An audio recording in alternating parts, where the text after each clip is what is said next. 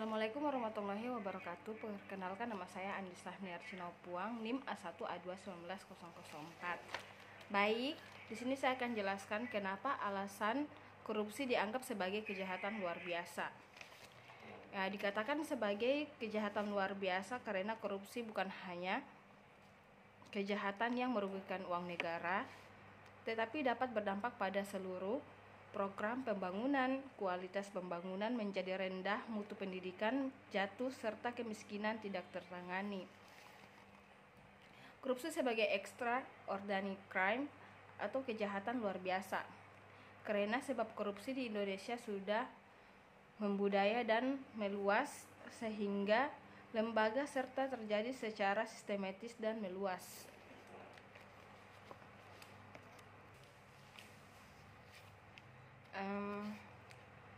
Tindak pidana ini juga tidak hanya merugikan keuangan negara, namun hal-hal sosial dan ekonomi masyarakat di luar juga ikut dilanggar.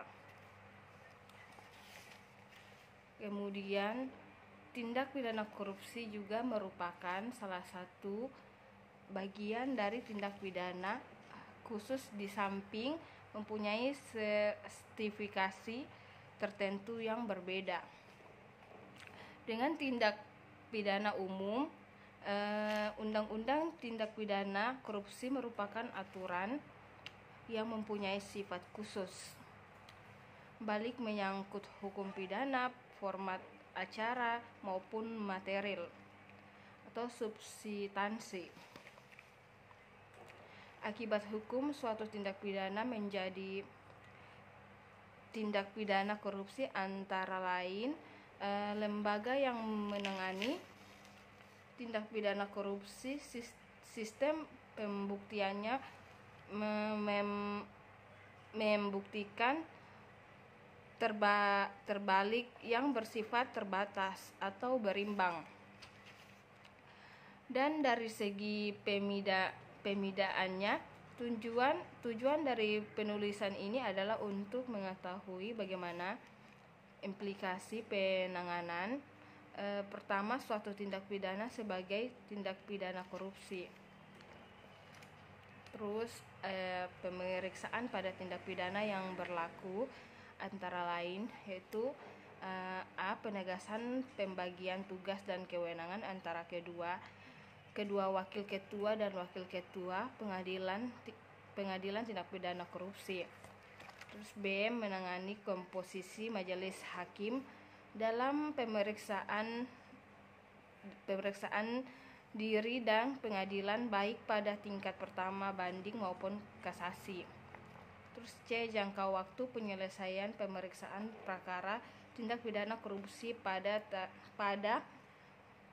setiap peningkatan pemeriksaan. Terus D, alat bukti yang diajukan dalam persidangan, termaksud alat bukti yang diperoleh dari hasil penyadapan, harus diperoleh secara sah berdasarkan peraturan perundang-undangan. Terus E, adanya kepanitraan khusus untuk pengadilan tindak pidana korupsi. Terus ada pasal 284 ayat 2 KUHP dalam 2 tahun setelah undang-undang diundangkan, maka terhadap semua perkara dilaksanakan ketentuan undang-undang ini dengan pengecualian untuk di sementara mengenai ketentuan khusus acara pidana sebagaimana tersebut pada undang-undang sampai ada perubahan dan atau dinyatakan tidak berlaku lagi. Terus di sini ada proses penyelesaian perkara pidananya.